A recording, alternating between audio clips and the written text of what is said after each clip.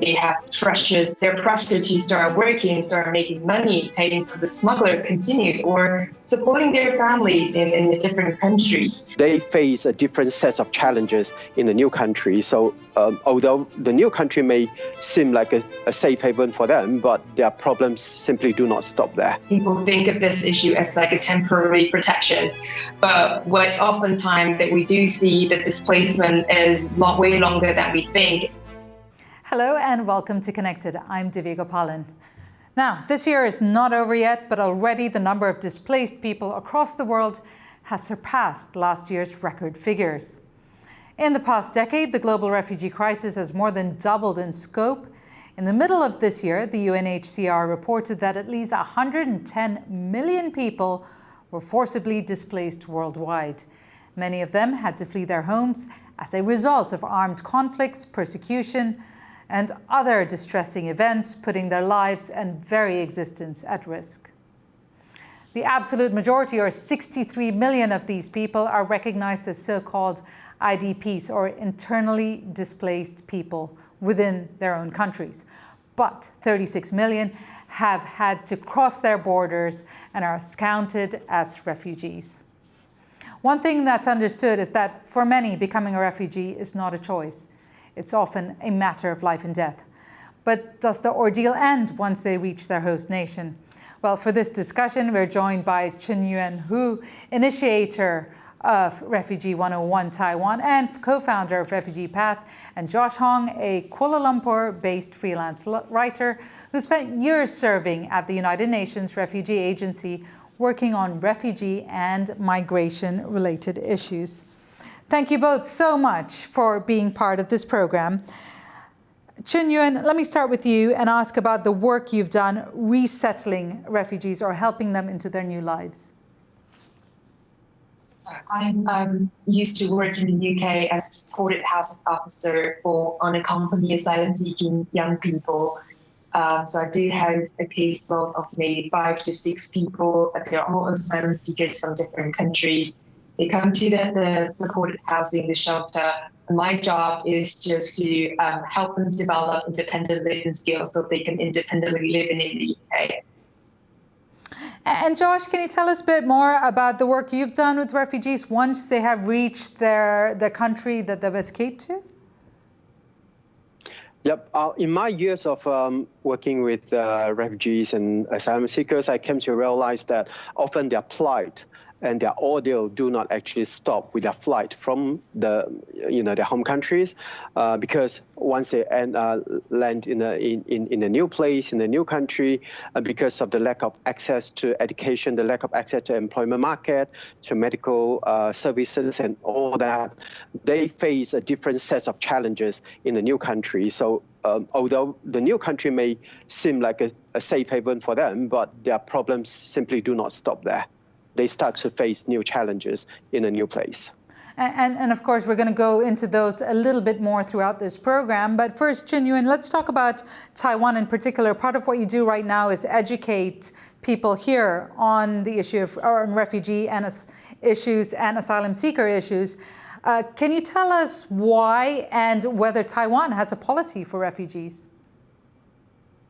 Why is because I would say the majority of Taiwanese people are not very familiar with refugee issues. There's no refugee law, meaning that if you're asylum seekers coming to Taiwan, there's no official system for you to apply for asylum. And that's why people in Taiwan, they don't not see this issue as in like in the daily life. They do not interact with refugees because there is none. So my job is to let them understand who refugees are and try to use different interactive activities for them to understand what kind of challenges that refugees encounter before, during, and after displacement. Okay, speaking of places which don't have a proper framework for refugees, let's go to Hong Kong. At the moment, there are about 14,000 asylum seekers there. There's no legal framework, though, as mentioned, to accommodate them. In fact, since 2004, only 320 have been granted refugee status. Let's hear from Jeffrey Andrews. He's a registered social worker and manager of the Hong Kong-based Center for Refugees on the situation in a place that he calls a long waiting room for refugees. Asylum seekers are not allowed to work in Hong Kong, not allowed to volunteer. So you can imagine what that's like if you're waiting for 10, 15 years. Your rent is never going to be sufficient enough with what the government provides. So you're at the mercy of the landlord. So you end up trying to make ends meet through different means, working illegally, relying on churches for donations and stuff like that. It is tough. And so a lot of my clients suffer from PTSD. Remember, they come in from war-torn nations, or they've suffered, you know, abuses and all sorts. So there's this sense of hopelessness, this depression, isolation. In fact, now I'm seeing a lot of our refugee children having identity crisis. They've been here 15 years.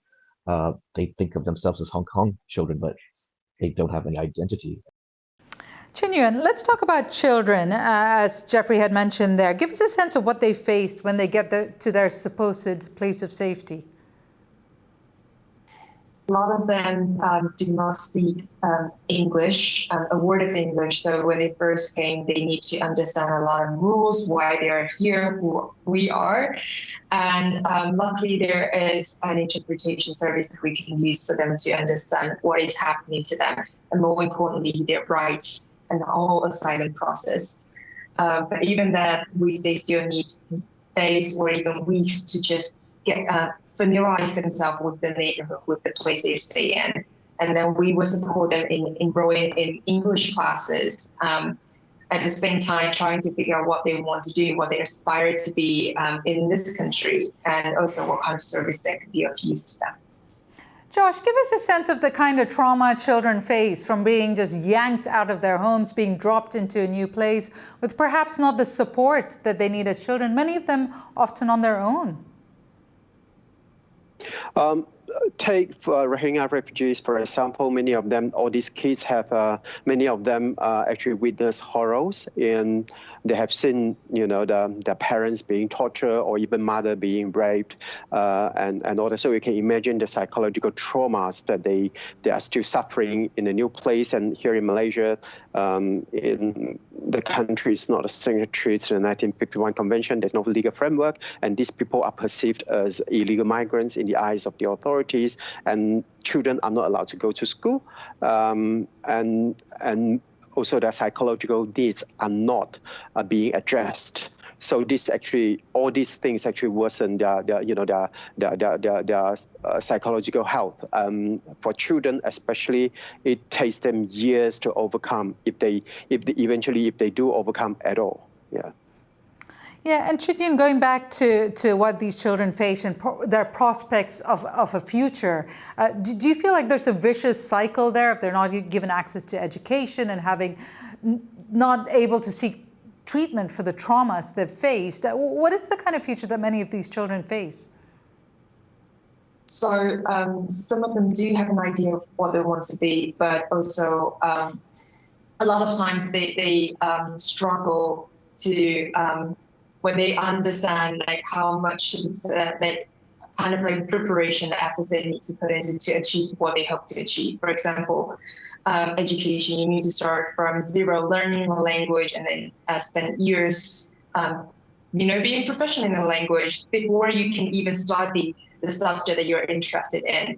And not to mention, a lot of time, even though they are interested in continuing their education, they have pressures to their pressure to start working, start making money, paying for the smuggler continues, or supporting their families in the different countries. And that just kind of prevent them from fully committed to education or focusing on themselves and who they want to become in the future. Josh, earlier we heard about, from that soundbite, about many people being rejected as being classified as refugees.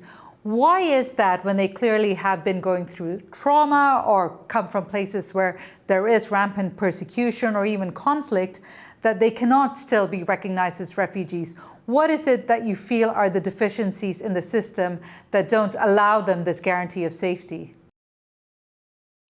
There could be various reasons, because if you look at the 1951 Convention, there is clear definition of who qualifies as refugees. persecution, fear of persecution based on race, religion, nationality, political opinion, or membership of a particular social group. Many a time, an asylum seeker, because of the trauma, the psychological trauma that they went through, the violence and all that they suffer in their home countries, and they are not able to tell their story properly. They are not able to actually present a case that is clear enough for the interviewer to properly assess the claims. And this, of course, has a lot to do with the training that the interviewers, or what we call the case workers, have received. So if a case worker is not well trained and doesn't understand the convention very well, or doesn't actually get the full story from the asylum seeker, that asylum seeker unfortunately will likely be rejected because of lack of credibility, lack of clarity in the claim and all that. And also because we also have to understand, having suffered persecution doesn't necessarily make one a refugee. The persecution that person suffers has to be related to one of these convention grounds, or what we call the nexus to the convention. So if the nexus is not established, even if the person can tell you, he or she suffered 10 years of persecution, but we are still unable to make a connection to race, nationality, political opinion, religion, or membership of a particular social group, then unfortunately the person may not be able to avail him or herself of international protection. Yeah, that is the reality. Well, Europe is one of the most popular destinations for refugees, perhaps due to the continent's relative safety, economic stability, and the possibility of obtaining asylum. And at one of its frontiers is Poland, a nation that's been praised for welcoming millions of Ukrainian refugees amidst the Russian invasion. It comes in contrast, though, with its treatment of migrants from other war-torn nations seeking a safe harbor. Marcin Yashevsky, the head of the Taipei office of the European Values Center for Security Policy, explains. It is difficult not to perceive the differences in treatment of asylum seekers from Ukraine and from the Middle East along racial lines. I believe that due to its homogeneity, Poland still struggles with acceptance of its global responsibilities, to provide humanitarian assistance to those who need it. And I think that the treatment is definitely racialized.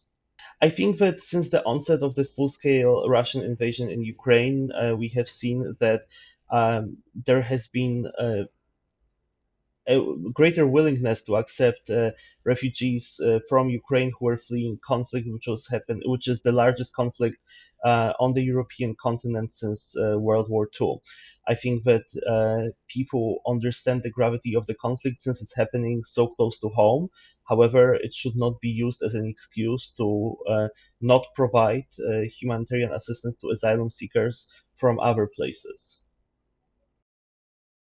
So Josh, talk to us a little bit about societal discrimination. Are refugees more likely to be accepted if they are a similar race or have similar backgrounds or religion? To some extent, it is true. If you look at the case of Malaysia for the last so many years, starting from the 1970s, we have seen different groups of refugees being given some sort of legal document to remain in Malaysia, and they happen to be all Muslims, Muslims from southern Philippines, Muslim from southern Thailand, and also Muslim from Cambodia, Bosnia, and also a few years ago, Syria as well, from Syria as well. And all these refugee groups happen to be Muslim. And so there is always a preference. Even certain countries, resident countries, would still prefer a certain group of refugees, thinking that this group of people will be, it will be easier for these certain refugees of certain faith or of certain ethnicity to integrate into whole societies. So we have to accept the fact that sovereign nations, they do have the right to choose what the profiles of the refugees that they would like to resettle into their own countries. It is simply it is an unpalatable reality, but it is a reality still. So what's your take, Gina, on whether society would accept or will be more open to integrating refugees? I feel like it's natural that a certain group or a certain community want to welcome the community they think is quote unquote their own. And that's why I can do see a lot of support coming in for a certain group of refugees from, like, for example, a place in the UK. But I do feel like, for example, human rights groups, some media, they also come in to kind of bring that awareness of like, hey, I know that that things happen, but like some of the things that we're supporting this group of refugees, that should also be applied to other refugees as well, because that's sort of the standard that we want to see in humanitarian protections. I do feel like while it's natural for a certain kind of like familiarity with a certain group, we can also take a step back to think about like, yes, some of these elements, if you think that should be provided for this group, why not to provide it for all? Okay, I want to take us to another point where even though a refugee has settled or found a new home, there still aren't guarantees. Now, for many refugees, being settled in a country doesn't mean that they will find a permanent home there. Earlier in November, Pakistan started the expulsion of 1.7 million Afghan refugees from its territory. Now, these are people who've lived in Pakistan for decades. Farishta Afzali, an Afghan refugee rights advocate, says that for these Afghans, the expulsion is like losing their home for a second time. They learn the language. They start a job. Like there are a lot of families, who have lived for many years, like for decades in Pakistan. And right now, just because they don't have the document, they are considered as irregular immigrants or like unlawful immigrants, and they are forced to leave the country, or they are forced and deported from Pakistan back to Afghanistan. For most of them, they find like, or they describe themselves more like Pakistanis than Afghans. So it's so challenging right now, even for them to even imagine themselves being out of Pakistan, like going back to Afghanistan. Like they don't have anything, literally. There is no land, no house. They have to leave everything behind and just carry like a couple of clothes with them. So it's hard to even imagine. Chunyuan, I want to talk about another refugee issue that's also come up, and that's likely to come up, and it's that of the Palestinians, particularly with the Israel-Gaza war that we're seeing now. You have worked with Palestinian refugees in Jordan, I believe. Can you tell us about their situation and not unlike the Afghan refugees in Pakistan, how they've been settled for decades in countries, but yet not receiving the rights of citizenship? The situations are actually oddly similar. Like the Palestinian refugees that I've met, they're also not like they're not citizens, so they don't enjoy other rights as citizens as well. And the camp that I went to, they've been there for decades, 5 decades, I believe. So they don't. They're actually one of the more impoverished communities in Jordan, in that area as well. And that is because of they don't enjoy equal rights as citizens, even though they're people born in there. So I guess the big question is like, yes, there are refugees. Yes, like people think of this issue as like a temporary protection, but what oftentimes that we do see that displacement is way longer than we think, and then can we move beyond that temporary protection and think about ways to integrate that and offer maybe longer residencies for them to enjoy the rights of the citizens back, and to provide the grounds for them to be able to fully kind of like contribute to the society and benefit themselves and so on. So Josh, one of the things we've seen is the whole impact of the news cycle. For instance, we haven't heard, as mentioned there, we haven't heard much about the Afghans being expelled from Pakistan, particularly now with a lot of the focus moving into the Gaza crisis. How concerned are you about the resources that refugees get once they're not in the spotlight? Yeah, definitely you can see that, the focus shifted from the Middle East and Afghanistan to, Ukraine. And then again, like with the recent Hamas-Israeli war, we can see that the focus shifted back to Gaza again. So this shifting of focus actually does have an impact on refugees, desperate for help, whether in Ukraine, in Afghanistan, or in the Middle East, or even in Southeast Asia. One of the reasons why the resettlement quotas for Southeast Asian refugees in Southeast Asians have been reduced over the years is because of the conflict in Ukraine, and also the long-running conflict between Israel and Palestine. And if you remember back in the 1970s, with the Vietnamese boat crisis and all that, a lot of Western countries actually came forward to receive Vietnamese refugees, and many of these descendants of these refugees actually doing very well in Australia, in Canada, in the US. And that was because, like it or not, the U.S. were very much involved in the Vietnam War, and there was this obligation on the part of the U.S. and the Western world. But now that, fast forward to the 2020s, and we can see that there are many conflicts on bigger scale in other parts of the world. So this also does have an impact on the resources that refugees in Southeast Asia are receiving from the international community. These resources have been reduced significantly over the years.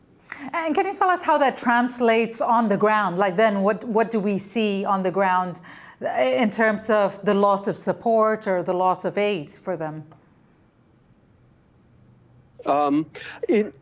Let's take Malaysia as an example, because of the lack of legal framework, and many of these refugees and asylum seekers have to actually rely on international donors, NGOs, or they work to support themselves, they organize themselves. One thing that we need to give credit to the Malaysian state is that the government does tolerate the presence of many of the refugee groups, the community centers operating from Kuala Lumpur and also many other cities across Malaysia. And then they are actually very self-sufficient. They're trying to support themselves financially. They raise funds, and they count on the support of UNHCR and other NGOs as well. And so basically they are taking care of their own pretty well, despite all the challenges. Of course, we can talk about the plight that they are facing on a daily basis, the discrimination, the lack of access to a whole range of public services, but they are not giving up on hope. Many of them are actually organizing themselves by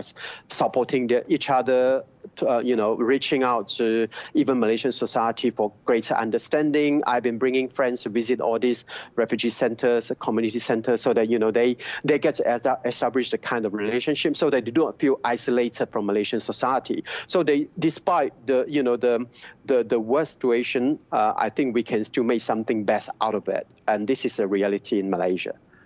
And in your experience of the years you've been working with refugees and people who've had to leave their homes, how often do they actually get to go back home and go back to their lives in their home country? Or is the most realistic option is they will be resettled somewhere that will accept them and integrate them? In my experience of talking to so many refugees over the years, given a choice, most of them would want to go home.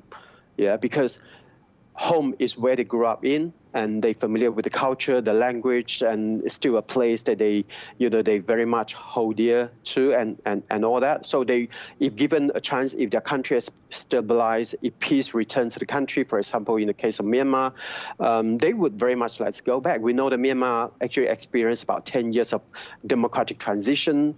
Economically, it was doing relatively well. So for a certain period of time, we did see a small number of Myanmar refugees going back to Myanmar for all kinds of reasons. But then again, military coup happened again, and now that they cannot go back anymore. Many of the refugees do want to go back. They simply do not want to be stranded in a third country with no hope, with no prospects, especially when they have children. They hope that their children can go to school. They can have a normal families like anyone else. And the best place for them to do that is in their home country. But the realities, of course, are very different. Yeah. And on the point you've just made, we just come to go back. This is a temporary relief from the situation that we are in. Now, those are the words from Sujauddin Karimuddin, a Rohingya refugee exiled in Malaysia, whose NGO supports other Rohingya refugees in Malaysia. We leave you with his words. I just left with the hope that the other side of the, this country, other countries might have more humanity and they will accept me and they will allow me to stay until I will be able to go back to my home. And we always naively believed that international community will solve this problem, will hold the Burmese government accountable, and therefore one day the justice will be served and we should be able to go back to our home. And of course, that hope is diminishing. And with that, we end the show and this very important conversation. I want to say a huge thank you to Chunyuan Hu for speaking to us from Taipei, and Josh Hong for joining us from Kuala Lumpur. And to our audience at home, it's been great to have your company. Stay informed, stay engaged, and stay connected.